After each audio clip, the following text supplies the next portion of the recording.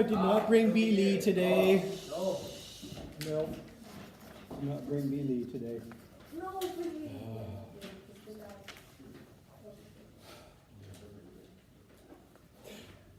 Here we go. John 18. The belief of Peter. Believe. Our theme of believe. Belief of Peter. Again and again and again we keep harping on this. Once again, John makes great reference to Peter's 3-time denial. And will make great reference to his denial in the final chapter as well. Yeah. Calling him Simon Peter now, we see in verse 15. Like his mother might multiply names to get his attention. As if outspoken Peter might be confused for someone else. Now, not as if there is some classic rivalry between John and Peter here, no. Since Matthew, Mark, and Luke also mentioned his denials. But because this is a classic test case, a test case typical of our sinful human condition, a condition that frequently denies Christ, that frequently denies the great I am. We are all in denial. As goofy as that sounds. And Jesus uses a great I am words yet again here. Though few scholars think those words are used in a godly context, when the word he is added to it in most of our manuscripts. Even Calvin says, he translates it, it is I. Yep. Which is to say that Jesus is not directly claiming godhood here, apparently, supposedly. Even though the soldiers have an awfully strong reaction to that I am he claim of verse 5. Almost as if those soldiers could perceive the context of a proper I am, knowing far more than would be expected from Gentiles. Oddly enough, the eminent textual critic Philip Comfort, we've been mentioning frequently, and Carson, is in agreement with that great ontological claim, largely because the odd 5th century manuscript below, and you see a little graphic of that 5th century manuscript, we also see it here. Here's a blessing for you. 5th century manuscript, which means it's around 400 AD. So, and this manuscript, which was given to the successor of Calvin, it shows that that word Jesus is not there. The word he is not there. The writer of this manuscript has an otherwise profound tendency to add the word Jesus and add the word Christ, almost as if Christ was Jesus' last name. So it's hard to believe that this scribe who wrote this would overlook that divine name 3 stinking times. Yes, verse 5, 6, and 8. He overlooked it in the Latin and the Greek because he wrote it in both the Latin and the Greek. As you may notice in my Bible, it has the Greek and the English here. He wrote something similar, but it was Latin and Greek.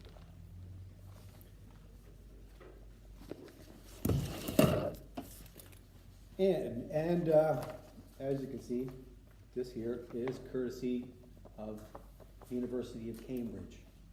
Yeah. Where's Cambridge? Anybody know? Yeah. England, yeah. Right across from Oxford or something like that. Cambridge is renowned for historical stuff. University of Cambridge, that's where this manuscript is, if you want to check it out, if they allow you to check it out. But it's wonderfully provided to us online. So, Now, everybody else, including our beloved NIV, is simply cheating in verse 8. There is no manuscripts that say he or Jesus there. And not only is Jesus the great I am, but also a peculiar sort of king in this chapter. Jesus is unambiguously affirmative, according to Carson, in calling himself a king in verse 37. And Pilate strangely knew it. He knew more than would be expected from a Gentile. And also strange is Barrett. Barrett's the guy we keep on picking on here because he is someone pretty substantial to be reckoned with. As I was noticing in the sermon this morning, sermon was on Romans 2. Romans 2. And guess what?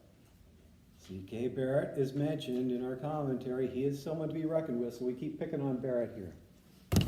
So, also strange is Barrett thinking that this Garden of Gethsemane account was also borrowed from Mark. Now, he also thinks that this garden variety account was embroidered along with Luke's account. Whereas our other commentator, Tenney, is quite adamant that John's using the name Malchus in verse 10 indicates beyond a reasonable doubt that John was a direct eyewitness.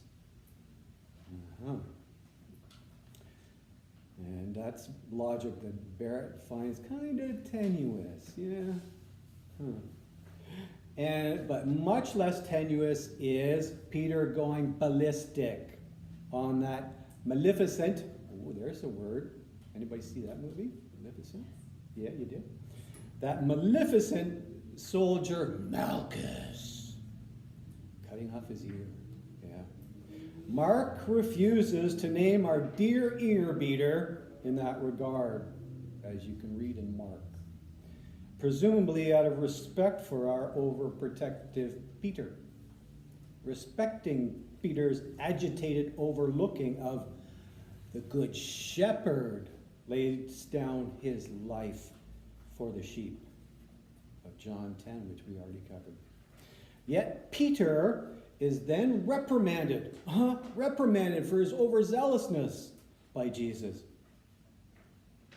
And Matthew recounts an even stronger reprimand of Peter.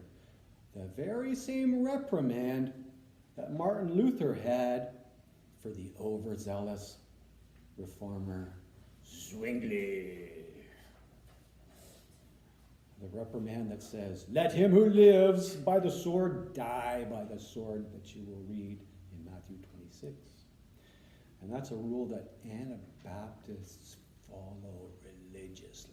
Who are Anabaptists? Mennonites and people like that, Quakers. And then we see Barrett's claiming that it is very improbable that John would be granted entrance to the courtyard of the titular high priest Caiaphas in verse 15. With Caiaphas actually being a high priest in name only. His long deposed daddy, Annas, still ran the show. An unbelieving daddy also had an audience with Jesus at that time. So, how did Peter get into that courtyard along with John? Well, probably a bit like this. Probably kind of like this. A little shameful, I think, getting in that courtyard with John, the disciple that Jesus loved. Very, very improbable, since a mere fisherman from Galilee should have very little interaction with a pious priest in Jerusalem. Unless, of course, John was a regular supplier of fish to the priests, as Carson suggests, which is not an unlikely scenario since that is where the freshwater fish came from. And I expect that Fisherman John was continuing to give those priests a whale of a deal until now. And then Barrett insists that the verbal interaction of Jesus with Pilate was probably unhistorical. That this mysterious disciple Jesus loved was just fabricating dialogue there. That this conversation inside the palace was entirely private. As if Pilate would be let alone with a man of such great concern. It seems to me that Jesus had an escort to Pilate, as we read in verse 33. Jesus was summoned. A Roman escort that would relay that dialogue to John sometime later. Perhaps a soldier that had fallen back earlier. Perhaps Malchus. Or perhaps that centurion who later said, "Truly this man was the Son of God," that you may read in Mark 15.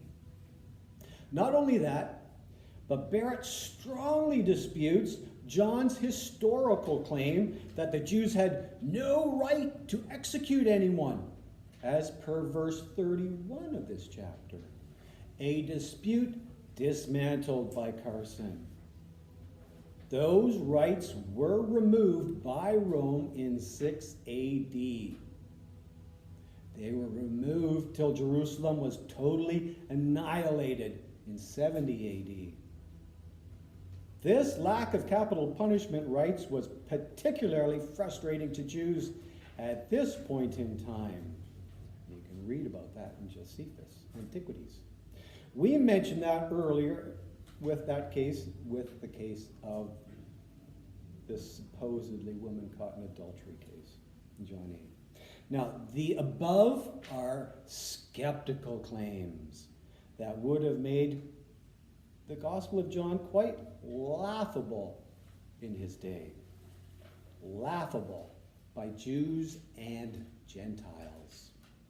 A claim that would have destroyed the credibility of Matthew, Mark, and Luke as well. Yet it didn't. For purely historical reasons. Yeah. Now, with all that skepticism of Barrett, you might imagine that Barrett would deny Christ. That he would say, "I'm not one of his disciples. I don't know the man." Or even worse, curse and swear and say, "I really don't want to know him either," just like Peter did. Yet, for some odd reason, Barrett does believe. Believe. Ooh, there we go. In Jesus. He's back. He does believe in Jesus. He doesn't curse and swear. And for that, Barrett is to be commended. Yep. Commended greatly. Yep. Which leads us to the final application here. Will you be commended by Jesus in the end? Or will you quizzers fail to believe? Fail to believe that I am the Good Shepherd.